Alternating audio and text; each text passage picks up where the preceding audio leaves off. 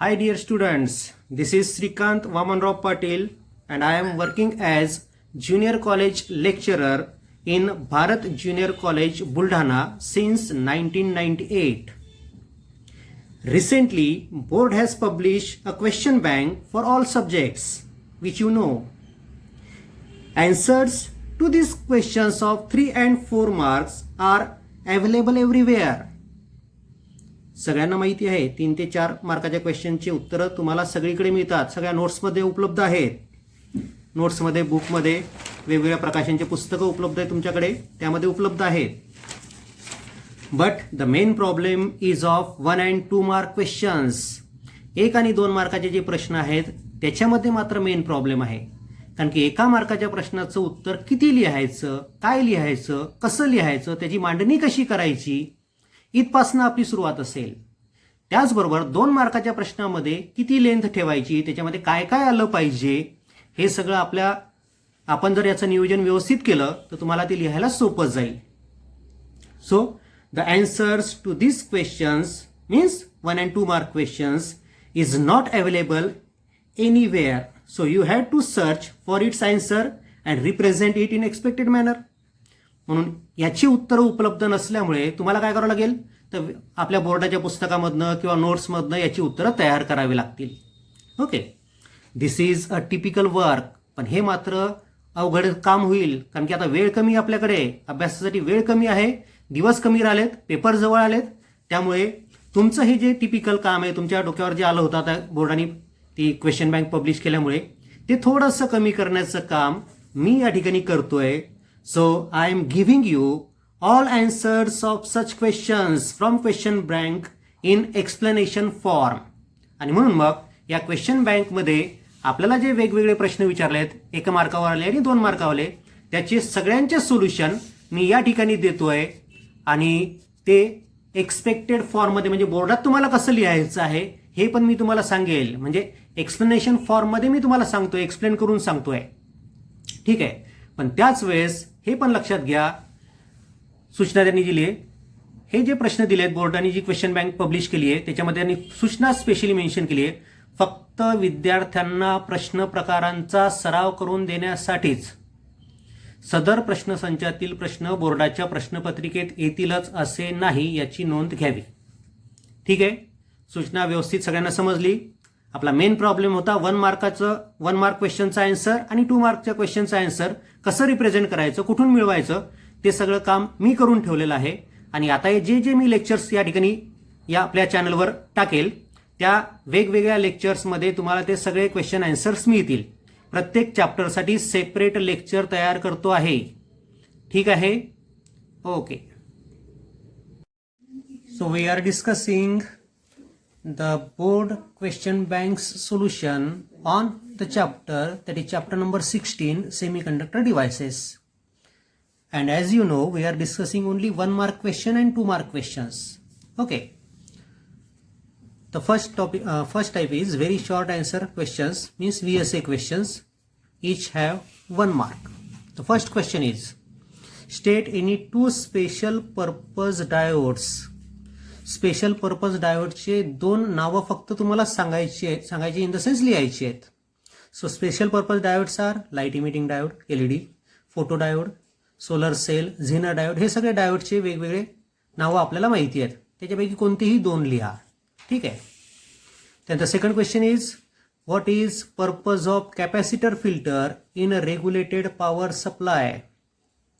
Regulated power सप्लायमध्ये तो AC signal असतो, त्या एसीचा पहिले DC केलं जातं रेक्टिफायरच्या साहाय्याने.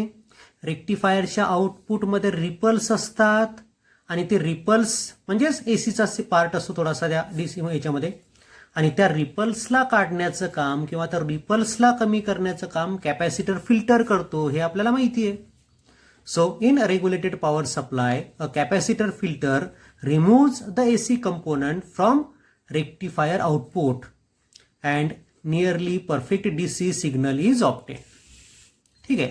तिसरा क्वेश्चन आहे त्यामध्ये, state the logical expression for NAND gate. NAND गेटचं लॉजिकल एक्सप्रेशन A.B कोणाचं लॉजिकल एक्सप्रेशन आहे, अँडचं, आणि त्याचं इन्व्हर्शन. सो A.Bच्या डोक्यावर बार द्यायचा. हे झालं नॅन्ड गेटचं लॉजिकल एक्सप्रेशन. ओके, प्रत्येक क्वेश्चन 1-1 मार्काचा आहे. तुम्ही एवढा फक्त बॉक्स लिहिला तरी तुम्हाला 1 मार्क मिळेल. Fourth VSA is which method of biasing is used for operating transistor as an amplifier. ट्रान्झिस्टरला जर एम्प्लिफायर म्हणून वापरायचं असेल तर कशा प्रकारे त्याला बायस केलं जातं, म्हणजे कशा प्रकारे व्होल्टेजेस अप्लाय केल्या जातं, त्या संदर्भात तुम्हाला माहिती द्यायची आहे. तर या ठिकाणी लक्ष ठेवा, जेव्हा जेव्हा ट्रान्झिस्टर तुम्ही वापरसाल तेव्हा तेव्हा the base emitter junction is made forward bias and collector base junction is always reverse bias. Point व्यवस्थित लक्ष ठेवा. Base to emitter junction forward बायसच पाहिजे आणि कलेक्टर टू बेस जंक्शन हे रिव्हर्स बायसच पाहिजे. त्यानंतर 5वा VSA आहे draw the circuit symbol of PNP transistor. Symbol of PNP transistor या प्रकारे PNP म्हणजे इमिटर आहे P टाईपचा, N म्हणजेच बेस आहे N टाईपचा आणि हा P म्हणजे कलेक्टर आहे P टाईपचा. आणि जो ॲरो असतो इमिटर साईडला ॲरो असतो आणि ॲरो कुठून कुठे असतो, P कडून N कडे असतो, म्हणजे ॲरो आतमध्ये येणार असेल. पुस्तकामध्ये ही डायग्राम चुकीची दिलेली आहे आपल्या बोर्डाच्या पुस्तकामध्ये. ठीक आहे. Question number 6 for transistor IC is 15 milliampere म्हणजे कलेक्टर करंट 15 मिलीएम्पियर आहे. IB इज 0.5 मिलीएम्पियर म्हणजे बेस करंट 0.5 मिलीएम्पियर आहे. What is current amplification factor. आता बेस करंट आणि कलेक्टर करंट दिलेला आहे, याचा अर्थ common base circuit. The current amplification factor is beta and it is beta is IC upon IB. So IC is given 15 milliampere, IB is given 0.5 milliampere. दोघांचं unit सारखं असल्यामुळे मी यांना कन्व्हर्ट नाही केलं. So 15 upon 0.5 so it is 30. So beta is found to be 30. तुम्ही फक्त beta is equal to 30 लिहिलं तरी त्या ठिकाणी तुम्हाला 1 मार्क मिळेल. त्याला युनिट नसतं, एम्प्लिफिकेशन फॅक्टरला युनिट नसतं.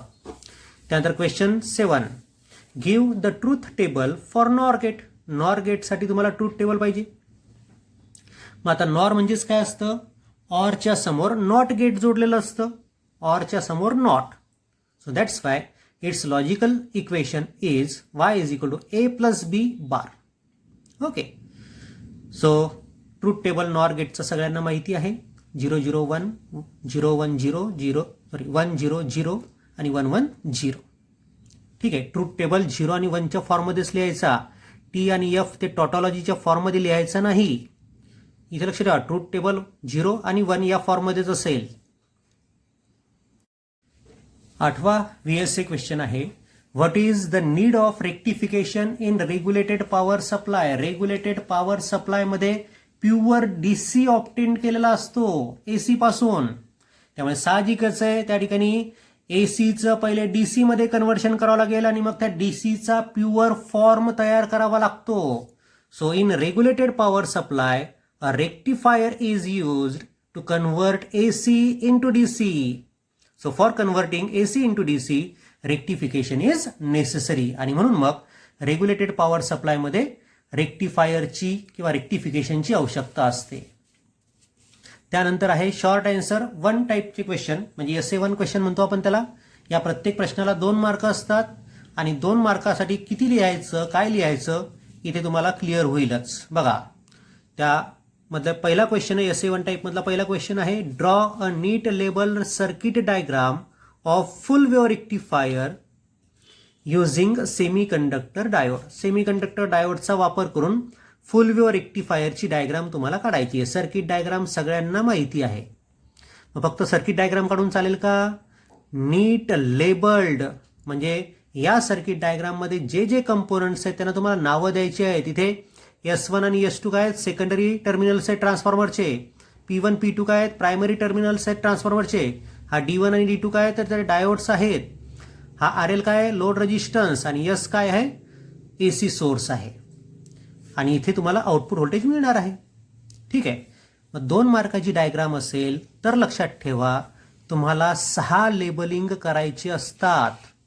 राहील लक्षात. 2 मार्काची तुम्हाला जर डायग्राम काढायला आली परीक्षेमध्ये तर त्यावेळेस त्या डायग्रामला 6 लेबल तुम्हाला करायचे आहेत. डायग्राम सगळ्यांना माहिती आहे, काढून घ्या. Second question of SA1 type काय म्हटलं बघा. Draw a neat labelled circuit diagram for transistor as common emitter amplifier. तुम्हाला कॉमन इमिटर एम्प्लिफायरची सर्किट डायग्राम काढायची आहे. अजून एक तुम्हाला डायग्राम दिसते त्या पुस्तकामध्ये की ज्याच्यामध्ये व्होल्टमीटर ॲमीटर दाखवलेले आहेत. तर ती कॅरेक्टरिस्टिकची डायग्राम आहे, तिचं काही आपल्याला काम नाही आहे. इथे तुम्हाला दिसतंय की बेसकडे करंट चाललाय, इकडे कलेक्टरकडे करंट येतोय, लोड रेजिस्टन्स, आउटपुट व्होल्टेज इथे मिळतंय, हा VCE आहे. आता या ठिकाणी तुम्हाला पाहिजे असेल तर पॉझिटिव्ह इथे मी दाखवलं नाही कारण की समजतं पॉझिटिव्ह टर्मिनल हा आहे, निगेटिव्ह टर्मिनल हा आहे, म्हणून हा पॉझिटिव्ह हा निगेटिव्ह. बघा base to emitter junction forward bias आहे. तर इमिटर टू कलेक्टर, कलेक्टर हा PN आहे की नाही, हा N टाईपचा कलेक्टर, त्याला पॉझिटिव्ह जोडला गेलाय, त्यामुळे हे रिव्हर्स बायस आहे. ठीक आहे. सर्किट डायग्राम सगळ्यांना माहिती आहे, पुस्तकामध्ये दिलेलीच आहे, तीच डायग्राम आहे. पण आता फक्त डायग्राम काढून चालत नाही, नीट लेबल्ड शब्द वापरलेला आहे, त्यामुळे इथे तुम्हाला लेबलिंग पण करायचं आहे की जे लेबलिंग मी या ठिकाणी दाखवलेलं आहे. ठीक आहे. व्यवस्थित डायग्राम काढून घ्या, लेबलिंग करून घ्या. 2 मार्कासाठी तुम्हाला एवढं लिहायचंच आहे, हां, याच्यातलं काही कट नाही करायचं आहे. त्यानंतर third question is state any 2 advantages and 2 disadvantages of photodiode. फोटोडायोडचे 2 ॲडव्हान्टेजेस आपल्याला लिहायचे आहेत आणि 2 डिसॲडव्हान्टेजेस लिहायचे आहेत.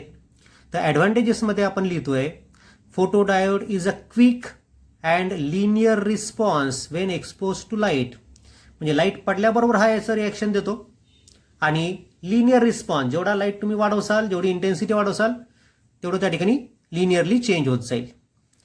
इट इज लाईट वेट, याचं वजन एकदम कमी आहे. लो कॉस्ट, याची किंमत पण कमी आहे. अँड कॉम्पॅक्ट इन साईज, याची साईज पण छोटी आहे.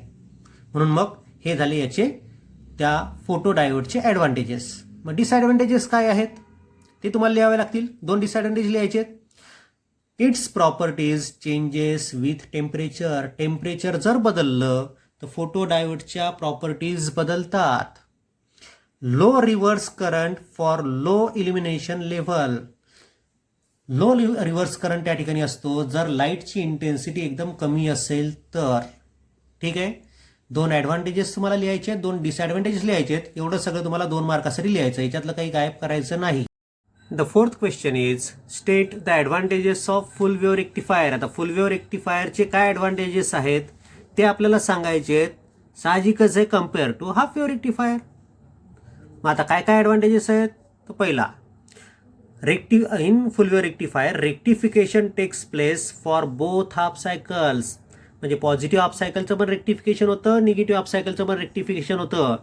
याच्या उलट हाफ वेव्ह रेक्टिफायरमध्ये काय होतं, एकतर फक्त सगळ्या पॉझिटिव्ह हाफ सायकलचं रेक्टिफिकेशन होईल किंवा एकतर फक्त सगळ्या निगेटिव्ह हाफ सायकलचं रेक्टिफिकेशन होईल. त्यानंतर second, efficiency is greater than half wave rectifier. म्हणजे फुल वेव्ह रेक्टिफायरची इफिशियन्सी ही हाफ वेव्ह रेक्टिफायरपेक्षा जास्त असते. हा दुसरा ॲडव्हान्टेज आहे फुल वेव्ह रेक्टिफायरचा. तिसरा advantage, ripples in full wave rectifier is less than half wave rectifier. Full wave रेक्टिफायरमध्ये पण रिपल्स भेटतात आपल्याला, हाफ वेव्ह रेक्टिफायरमध्ये पण रिपल्स भेटतात, पण फुल वेव्ह रेक्टिफायरमध्ये मिळणारे रिपल्सची मॅग्निट्यूड कमी असते. पण या रिपलची फ्रिक्वेन्सी टॉईस असते बरं फुल वेव्ह रेक्टिफायरमध्ये, पण तो पॉईंट ऑफ डिफरन्स म्हणून नाही घेतात आपल्याला, ॲडव्हान्टेज म्हणून नाही घेत आहेत, कारण की रिपल्स कमी असले पाहिजेत. ठीक आहे. So ripples in full wave rectifier is less than half wave rectifier. ठीक आहे. आणि चौथा ॲडव्हान्टेज आहे DC output is higher than half wave rectifier. म्हणजे फुल वेव्ह रेक्टिफायरमध्ये जे आपल्याला DC आउटपुट मिळतं ते हाफ वेव्ह रेक्टिफायरपेक्षा जास्त असतं. असे 4 पॉईंट ऑफ डिफरन्सेस तुम्हाला लिहायचे आहेत. ठीक आहे. 5वा क्वेश्चन आहे त्या ठिकाणी 2 मार्कासाठी. डिफाईन करंट ॲम्प्लिफिकेशन फॅक्टर म्हणजे alpha DC and beta DC, obtain the relation between them. आता करंट ॲम्प्लिफिकेशन फॅक्टर अल्फा आणि बीटा हे जे आहेत त्यांची ॲक्च्युअल नावं काय आहेत ते बघा. अल्फा DC म्हणजेच common base current amplification factor किंवा कॉमन बेस करंट गेन असं त्याला म्हटलं जातं. मग आता इथे अल्फा DCचा फॉर्म्युला असतो IC/I. So the ratio of collector current to emitter current is called common base amplification factor or common base current gain. म्हणून अल्फा डीसीचा फॉर्म्युला येतो आपल्याजवळ IC अपॉन IE. त्यानंतर कॉमन इमिटर करंट गेन ज्याला म्हणतात beta DC किंवा common emitter amplification factor पण याला म्हणतात बीटा डीसीला. कॉमन इमिटर मोडमधला हा एम्प्लिफिकेशन फॅक्टर आहे, तर हा कॉमन बेस मोडमधला एम्प्लिफिकेशन फॅक्टर आहे. मग ज्यावेळेस ट्रान्झिस्टर आपण कॉमन इमिटर मोडमध्ये वापरू तर त्यावेळेस आपल्याला बीटा डीसी मिळतो आणि त्याचा फॉर्म्युला असतो किंवा त्याची डेफिनेशन आहे the ratio of collector current to base current is called common emitter amplification factor और common emitter current gain. Formula त्याचा IC अपॉन IB. इथे बघा अल्फाचा फॉर्म्युला काय आहे IC अपॉन IE आहे, तर बीटाचा फॉर्म्युला काय आहे IC अपॉन IB. आता या दोघांमधलं रिलेशन आपल्याला तयार करायचं आहे. The relation between the base emitter and collector current is, हे रिलेशन सगळ्यांना माहिती आहे की इमिटरमधनं जाणारा करंट म्हणजेच बेसमधनं जाणारा करंट प्लस कलेक्टरमधनं जाणारा करंट असतो. IE is equal to IB plus IC. या इक्वेशनला IC ने डिवाइड केलं आपण, so IE upon IC is equal to IB upon IC plus IC upon IC. आपल्याला मिळेल 1 upon alpha DC is equal to 1 upon beta DC plus 1. याला simplify केलं तर आपल्याला मिळतं alpha DC is equal to beta DC upon 1 plus beta DC. किंवा याला simplify केलं तर आपल्याला मिळतं beta DC is equal to alpha DC upon 1 minus alpha DC. दोन्ही इक्वेशन मधला फरक लक्षात घ्या, इथे प्लस आहे इथे मायनस आहे. So this is required relation. हे रिलेशन तुम्हाला विचारलेले आहेत आणि ते काढायचे म्हटलेले आहेत, त्यामुळे तुम्हाला पूर्ण लिहावं लागेल. त्यानंतर आता या क्वेश्चनकडे लक्ष ठेवा. Draw the block diagram draw the block diagram of simple rectifier circuit with respective output waveform. With respective output waveform म्हणजे तुम्हाला हाफ वेव्हसाठी पण काढायचं आहे आणि फुल वेव्हसाठी पण डायग्राम काढायची आहे. या रिस्पेक्टिव्ह शब्दावरनं तुम्हाला लक्षात आलं असेल, तो शब्द तुम्हाला पकडता आला पाहिजे. क्वेश्चनमध्ये काय विचारलं नेमकं आपल्याला. मग block diagram for half wave rectifier, हा AC सिग्नल जो आपल्याला एम्प्लिफाय करायचा आहे, रेक्टिफाय करायचा आहे. म्हणजे हा जो AC सिग्नल मी दाखवला हा ट्रान्सफॉर्मर नंतरचा आउटपुट. ऍक्च्युअल फिगरमध्ये जे तुम्ही हाफ वेव्ह रेक्टिफायरची डायग्राम काढता की नाही, पहिले AC सिग्नल दाखवता, नंतर ट्रान्सफॉर्मर दाखवता, नंतर मग तो PN जंक्शन डायोडचं सर्किट दाखवता, हाफ वेव्ह रेक्टिफायर सर्किट दाखवता. ते सर्किटनी दाखवायचं तुम्हाला, तेव्हा ब्लॉक डायग्राम काढायची आहे. म्हणून मी इथे हाफ वेव्ह रेक्टिफायरच्या सर्किटच्या ऐवजी एक डब्बा दाखवला आहे. This is block diagram of half wave rectifier, की ज्याला तुम्ही इनपुट देणार आहे, input signal to be rectified. ज्या सिग्नलला रेक्टिफाय करायचं असा सिग्नल आपण त्याला दिला आणि त्या आउटपुटला आपल्याला जो सिग्नल मिळेल त्याचा आउटपुटचा वेव्हफॉर्म असा असतो. पॉझिटिव्ह हाफ सायकलसाठी आपल्याला आउटपुट मिळतं, निगेटिव्ह हाफ सायकलसाठी मिळत नाही. पॉझिटिव्ह हाफ सायकलसाठी मिळालं, निगेटिव्हसाठी मिळालं नाही. फक्त पॉझिटिव्ह हाफ सायकलसाठी आउटपुट इथे दाखवा. हा झाला आउटपुट वेव्हफॉर्म जो तुम्हाला काढायचा. म्हणजे ब्लॉक डायग्राम पण काढायची आहे आणि आउटपुट वेव्हफॉर्म पण काढायचे हाफ वेव्ह रेक्टिफायरसाठी. त्याच प्रकारे फुल वेव्ह रेक्टिफायरसाठी पण. म्हणून मग इथे हाफ वेव्ह रेक्टिफायरच्या ऐवजी शब्द टाका full wave rectifier. Block diagram तेच. हा input signal to be rectified, या रेक्टिफायरला तो सिग्नल दिला, आपल्याला आउटपुटचा व्होल्टेज मिळेल आणि जे आउटपुटचं व्होल्टेज मिळेल ते अशा प्रकारचं असेल. बघा इथे 2च रिपल मिळाले आपल्याला, इथे 4 रिपल मिळाले. म्हणजे रिपलची फ्रिक्वेन्सी या हाफ वेव्ह रेक्टिफायरपेक्षा फुल वेव्ह रेक्टिफायरमध्ये दुप्पट असतं. जे आपण मागे ऐकलं ते इथे तुम्हाला क्लिअर होईल. ठीक आहे.